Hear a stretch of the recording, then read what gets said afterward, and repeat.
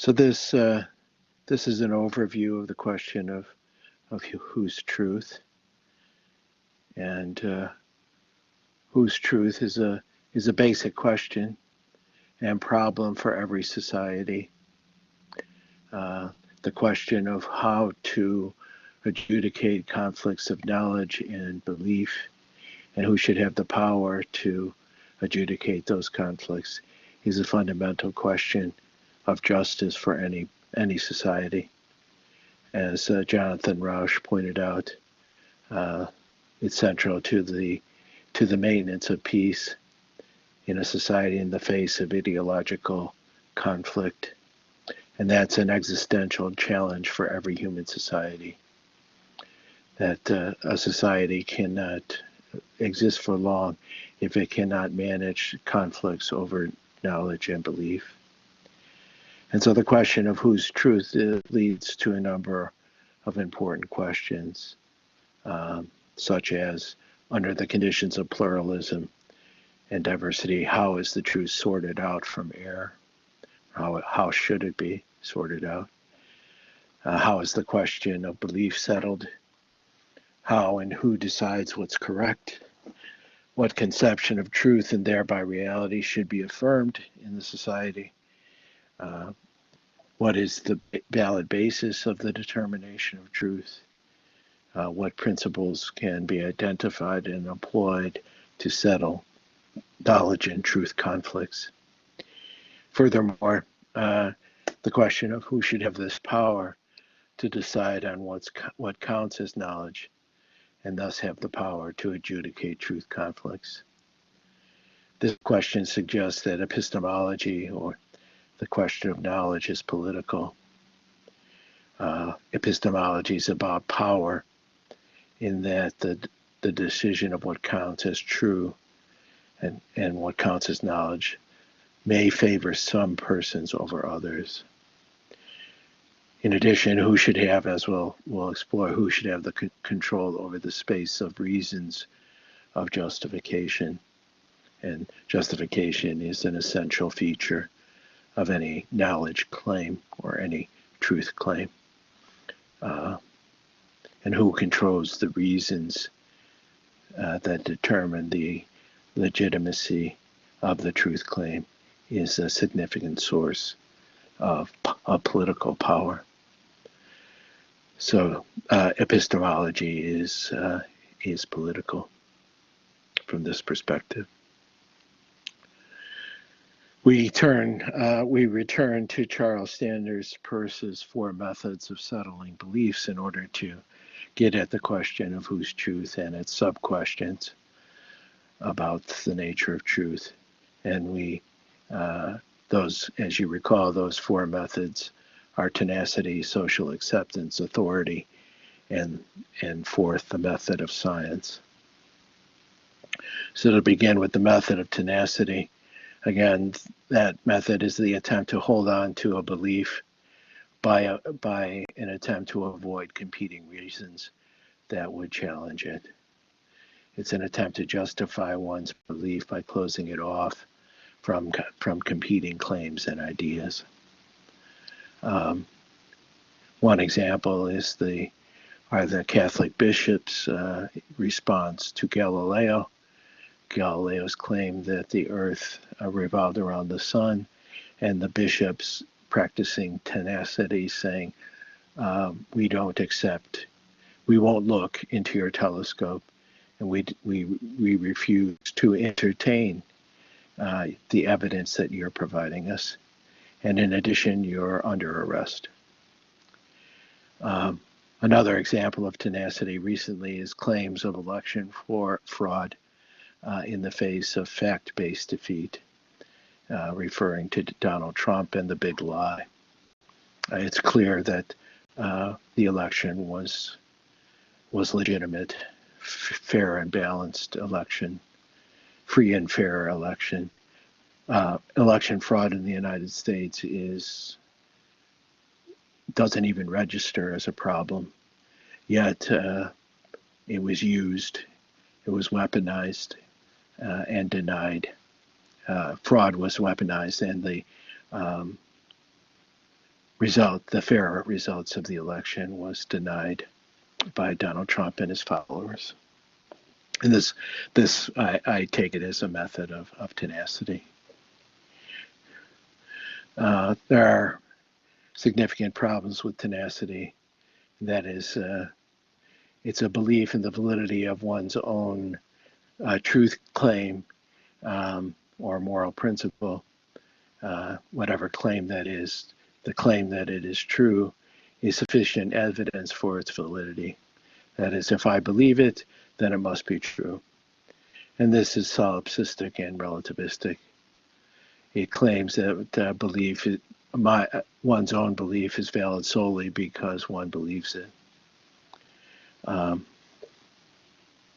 However, truth claims are of such a nature that they require independent justification outside of one's own belief.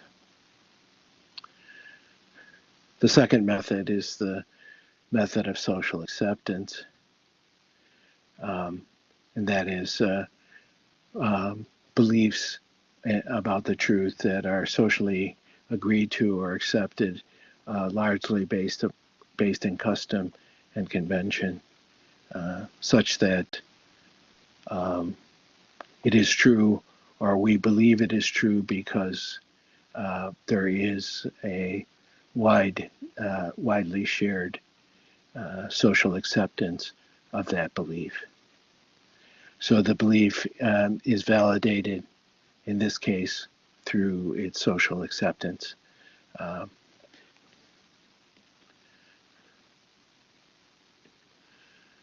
The problem with social acceptance is that the social group that is agreeing to the truth of the belief can be mistaken, and often has been mistaken. The mere fact that a group of people accept a belief as true does not necessarily in itself make it true or justify its validity. And this is what Amartya Sen, for example, refers to as positional confinement, and the idea of an objective illusion. So if a group of people is in the same position and observing a phenomenon from the same position, they will tend to agree in the validity of the truth claim of what they're observing. They'll accept it based upon a shared social or epistemological position. Like, for example, if we're sitting on a beach and watching the sun set off, the sun setting at the horizon, we will observe, all of us will observe, that the sun drops off the horizon. It disappears at the horizon. And because we all share that experience, we could infer that the Earth is flat, or that the Earth is stationary and the sun is moving. The sun is moving around the Earth, and we could socially accept that because we are sharing the same position. But in both cases, we would be wrong. Our truth claim would be false, even though we socially accepted that, and we might socially accept the claim for many years. So social acceptance in itself does not justify the validity of belief or truth claim. And groups of people can believe in many things that turn out to be false or unfounded. The method of authority proclaims that the truth, including moral truths, can be discovered that it exists and it can be cognized by those with the intellectual power to apprehend the truth. And so the method of authority is based upon people accepting the authority of particular elites. Often truth claims and claims of belief are validated by appeal to the authority of some important religious doctrine or religious scripture that is taken to be true, revealed to a group of elite knowers who have special access to the truth, and they have written down or conveyed in some way the truth of a set of beliefs or the validity of a set of truth claims. So it's an appeal to authority, to an elite set of knowers who claim authority through either direct experience or some sort of revelation. And so we can settle belief on the basis of appeal to recognized truth claims that are grounded in various authorities.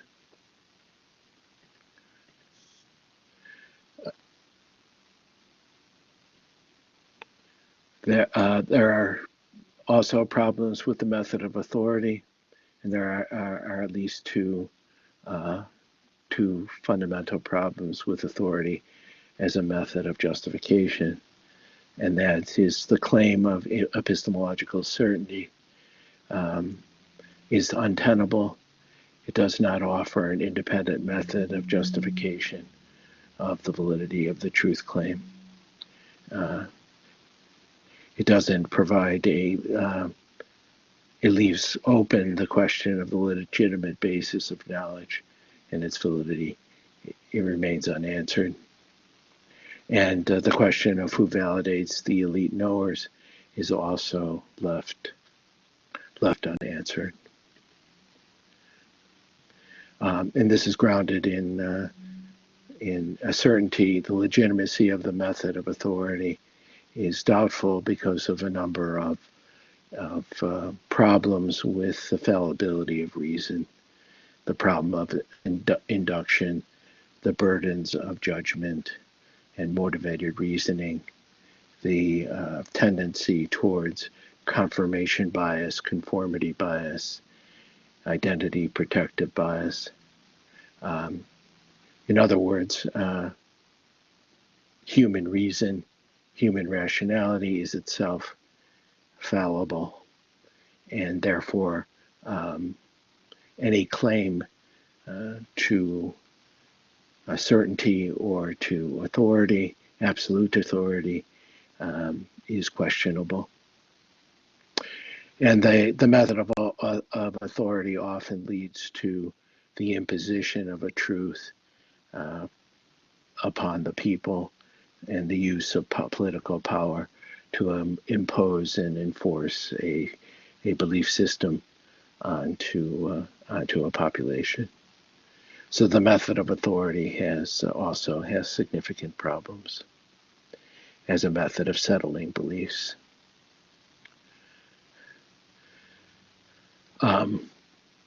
However, all is not lost, even if human reason is human rationality and our capacity for knowing is limited and fallible. This does not necessarily undermine the possibility that beliefs or truths can be justified. And Peirce appeals to the fourth method, the method of science, as a possible valid method of settling belief and a method of valid justification. And that is based upon the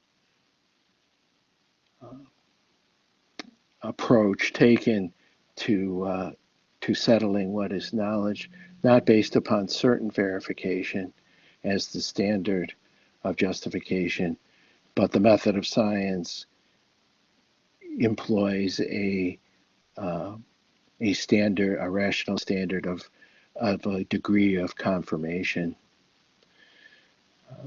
That is, we can't know things or the truth of things with absolute certainty, but we can determine up to a degree of, we can confirm rather than verify certainly the truth of a proposition.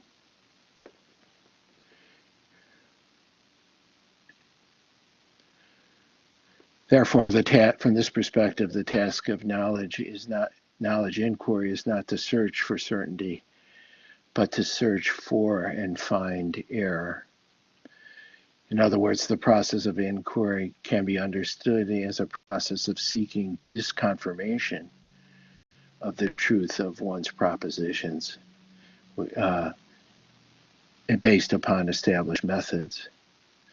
Karl Popper described this as the testing of hypotheses in order to determine whether they survive attempts to falsify them. That is, we could think of the process of knowledge verification or confirmation as a process of falsification or a process of disconfirmation.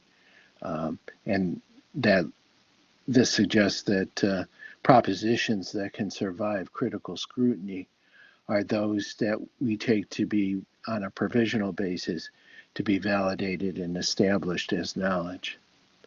Thus, knowledge from this perspective is grounded in intersubjective agreement generated from a process of critical reasoning.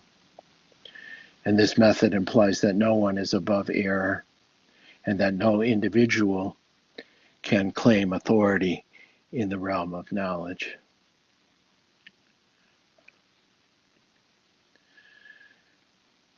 The method of science suggests the existence of an epistemic regime. The method of science has been institutionalized in terms of academic and professional networks of institutions, and these constitute an epistemic regime. That regime is one of our most important institutions, for it allows for the non-violent resolution of conflicts of knowledge and belief. This epistemic regime is a structure of critically checking our propositions, and it has been organized, institutionalized in terms of academic disciplines and professions, including journalism, education, law, medicine, etc. And these institutions and disciplines instantiate and operationalize the core method of public critical scrutiny as the test of knowledge.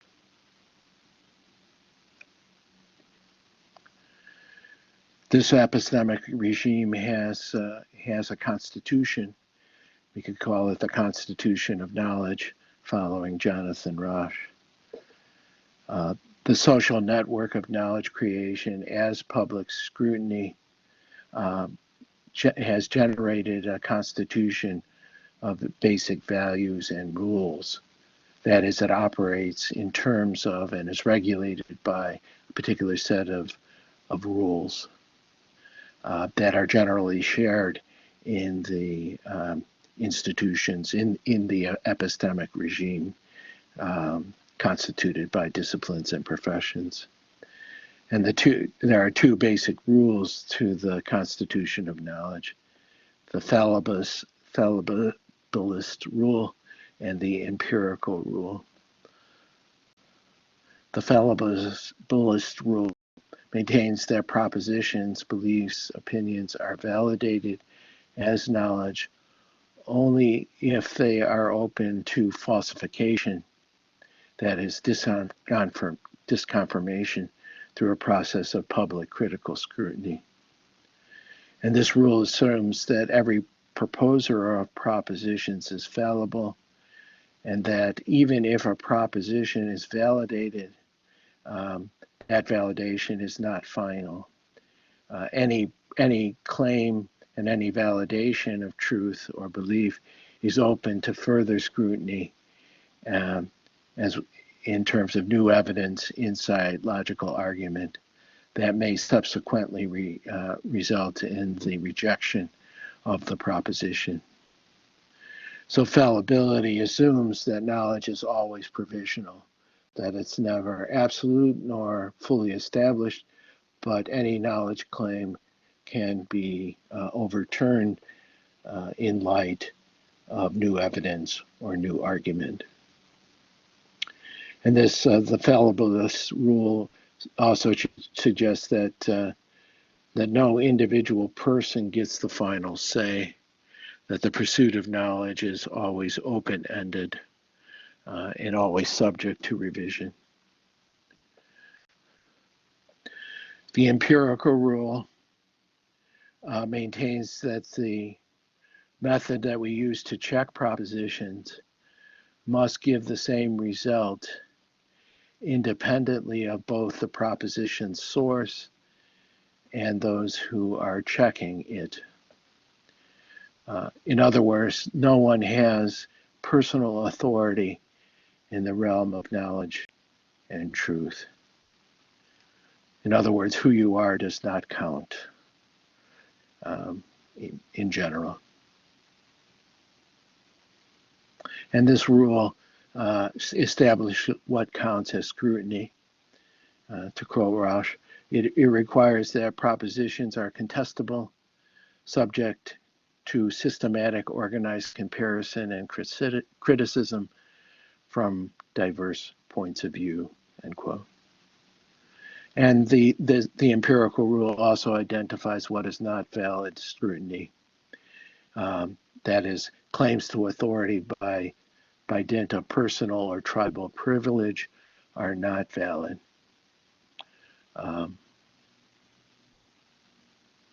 Therefore, the empirical rule is a social principle.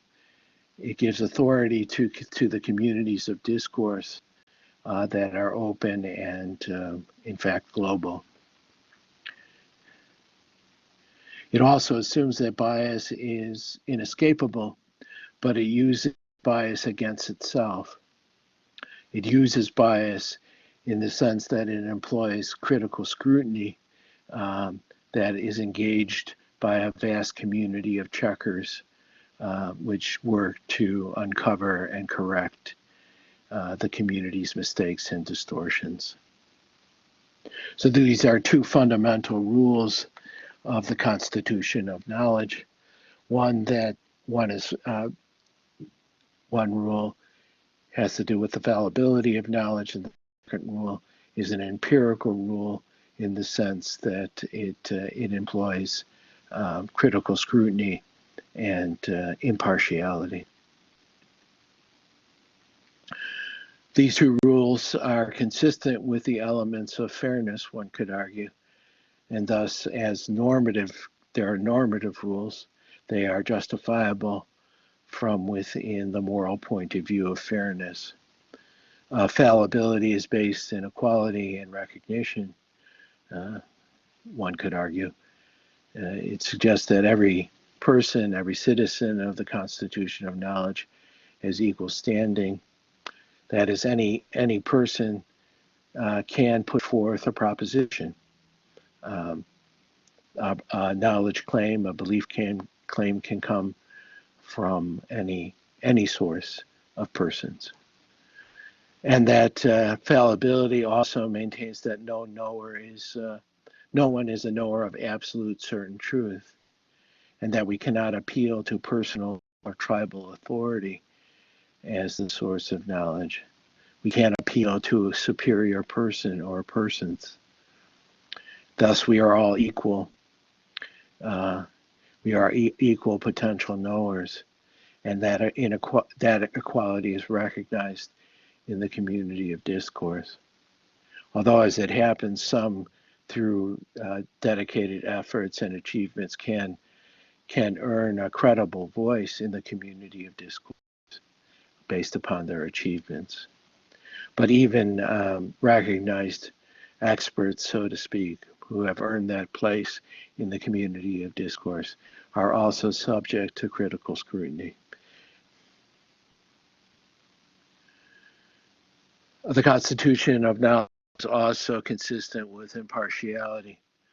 In fact, the empirical rule is a principle of impartiality in the sense that public scrutiny must give the same result independently of both the source of the proposition and as well as the persons checking it. And this independence is the very hallmark of impartiality. It's an appeal to a method of inquiry rather than an appeal to any kind of personal or tribal authority. In term, truth is settled by appeal to the community of discourse and its rules and methods, ideally, and not personal power. It doesn't give, the empirical rule is impartial because it doesn't bestow, it doesn't count any type of personal authority in the process of justification. The social network of knowledge is also consistent with reciprocity because it is a social compact, a social contract, wherein there exists a mutual reciprocal agreement in the community of discourse to follow the two rules as the central means of settling truth and knowledge. And every legitimate member of the community of knowledge agrees to and affirms these rules and holds others accountable to those rules through processes of peer review. So the validity of the Constitution is grounded in reciprocal consensus in terms of its rules and principles. We could call it a well-ordered society of knowledge. These two rules are also supported by a number of values and principles which further define justice in this context of whose truth. Public scrutiny is supported by an architecture of principles of justice, and thus there's a normative dimension to this epistemological effort.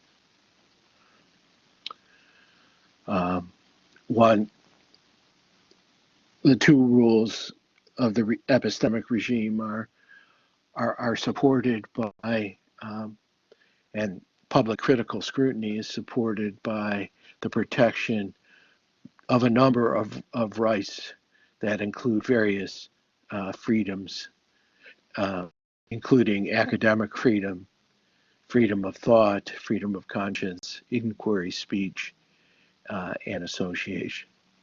In other words, there's a basic scheme of liberty supports the epistemic regime.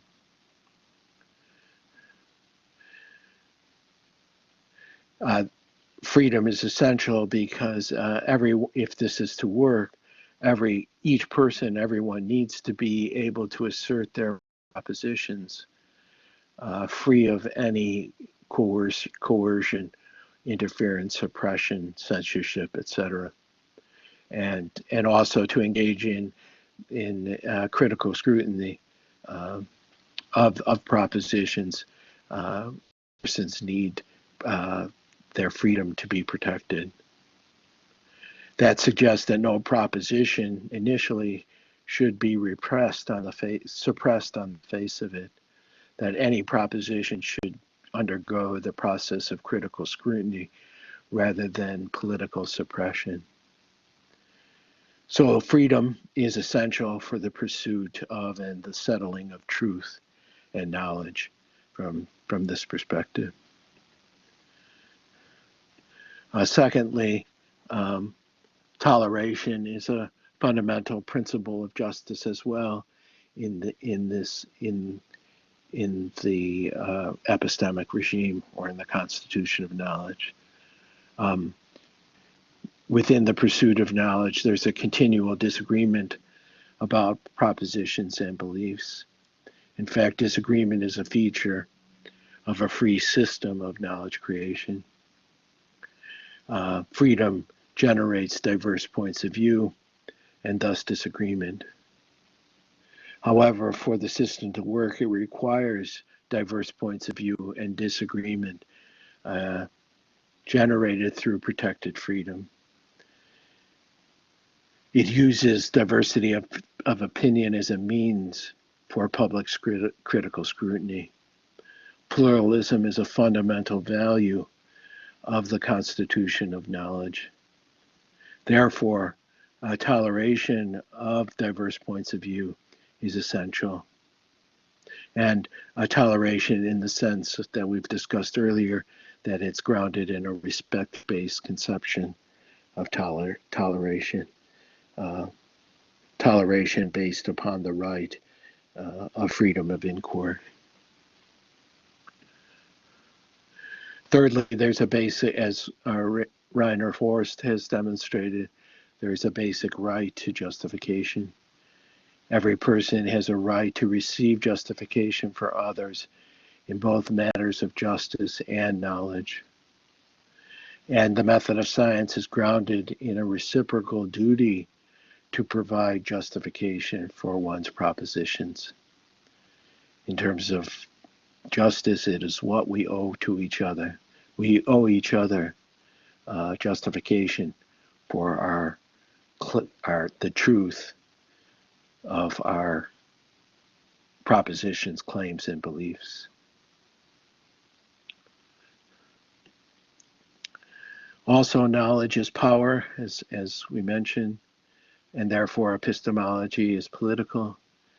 It pertains to who controls the space of reasons of justification. As Force suggests, power is found within this space of reasons of justification.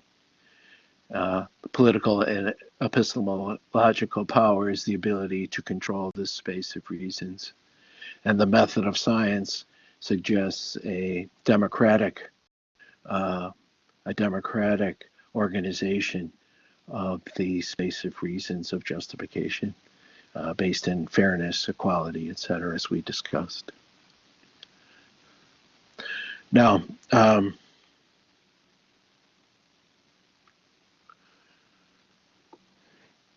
given that epistemology is political, that who controls the space of reasons, who decides on what standards are used to settle conflicts about beliefs and truth, is a particular political power. And thus that it can be used, those who seek political power can attempt, and often do attempt, to control the space of reasons by using propaganda and disinformation that distort the space of justification. These attempts are a weaponization of our tendency towards tribalism, towards bias, inherent bias that we have already discussed. Human beings are very susceptible to disinformation, very susceptible to information that's grounded in in-group bias and out-group hostility. Inherent cognitive bias, as well as the fallibility of reason, make us susceptible to manipulation and exploitation through propaganda, especially when others tell us what we want to hear. Disinformation and propaganda proceed on the basis of the delegitimization of truth. There are often attempts to delegitimize the method of science and the constitution of knowledge. And this is expressed as, sometimes in an extreme form, is expressed as a hostility to the very idea of truth itself. This is a prominent feature of attempts to distort and undermine justification, and it's often executed by repeated dishonesty and the advocacy of a variety of conspiracy theories. Furthermore, it is based in an effort to delegitimize institutions that promote and sustain independent thought, in particular universities and the free press. And this delegitimization of the institutions of knowledge undermine the value of critical scrutiny as a means of settling truth. And this attack on truth and its institutions has the effect of delegitimizing epistemological norms, and this degrades and debases public deliberation.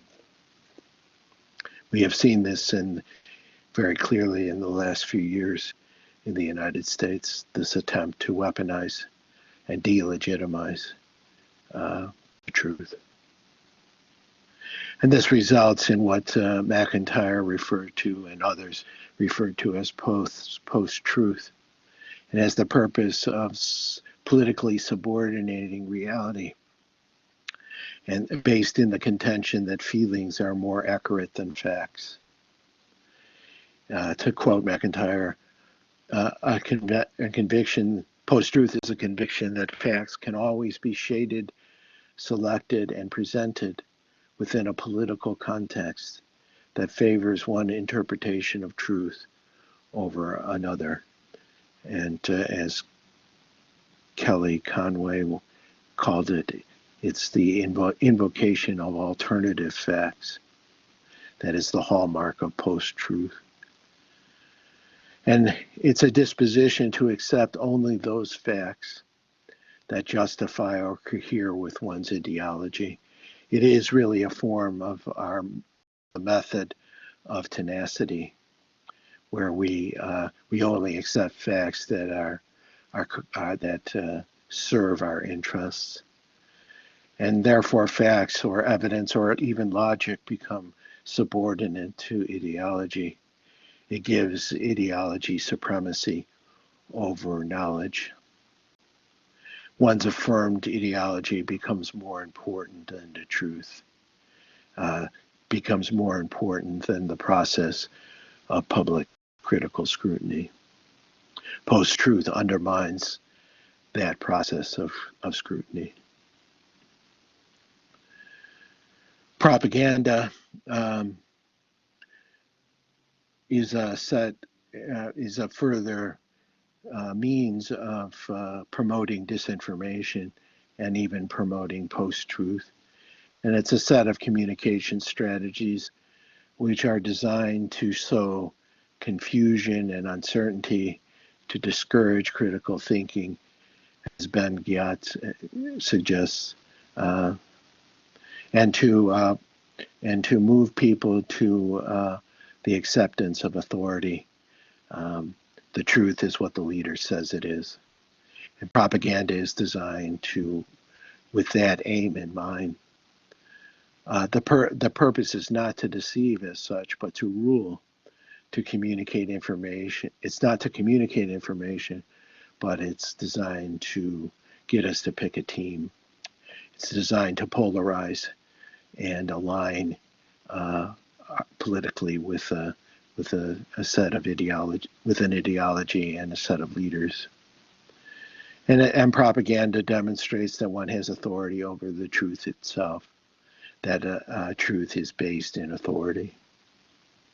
So the strategic aim of propaganda, the perpetuation of post-truth, of disinformation, of misinformation, is really to destabilize and to delegitimize norms and values, and to exacerbate polarization and alienation in order to undermine the possibility of rational discourse and public scrutiny among citizens.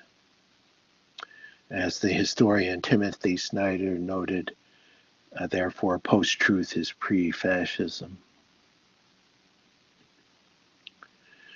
Um, General Valery Gersimov, who is I think he still is the chief of the general staff of the Russian armed forces, gives a very honest appraisal of the power of propaganda as a weapon, and he noted that in a lecture he gave, he argued that of great importance is the use of a global internet network to exert a massive, dedicated impact on the consciousness of the citizens of states that are targets of the aggression.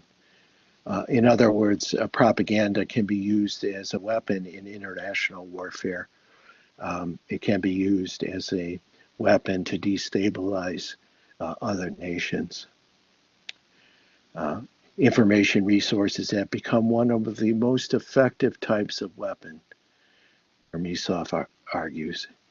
Their extensive employment enables the situation in a country to be destabilized from within in a matter of days.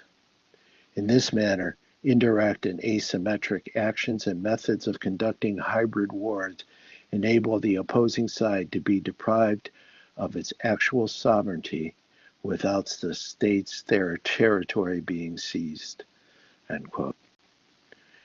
So what the chief of the general staff of the Russian armed forces is suggesting is that propaganda can be used as a weapon to destabilize other societies. And maybe that's the far end of the weaponization of propaganda and alternative facts and post-truth. It's a significant problem. The weaponization of tribalism and bias, the weaponization of disinformation has been exponentially increased by the existence of social media, Facebook, for example. Social media platforms are designed to capture and fixate the attention of its users in order to maximize the probability of the platform's advertisers. The coding, the algorithms that are coded into these platforms push and confine attention around stories and issues that have gone viral. And virality in the social media space is generally linked to disinformation, to what seems to go viral is disinformation and claims, polarization claims and claims of violence. In other words, the social media platforms create in-group bubbles wherein confirmation and conformity bias are fueled.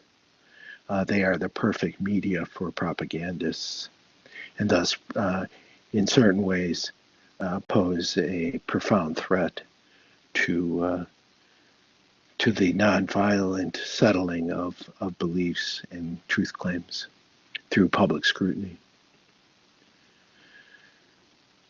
So in summary, knowledge is power, we could claim, and therefore epistemology is political, that the settling of truth, the settling of knowledge and belief is fundamentally important to the order and stability and justice of any society.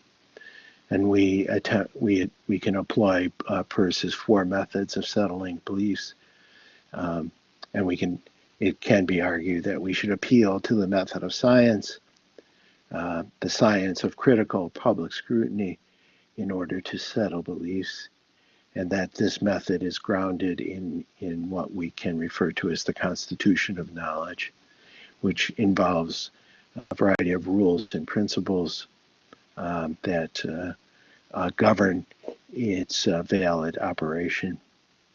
However, even if we have a valid process and valid constitution of knowledge, there's an ongoing attempt to weaponize bias and to propagate disinformation. And the method of science, we could argue, in the principles of the constitution of knowledge as principles of epistemological justice are a bulwark against propaganda. They're a bulwark against post-truth, potentially, and disinformation. And thus, the method of science and the constitution of knowledge is extremely important to prevent political authoritarianism and injustice. Okay, so those are my thoughts on whose truth.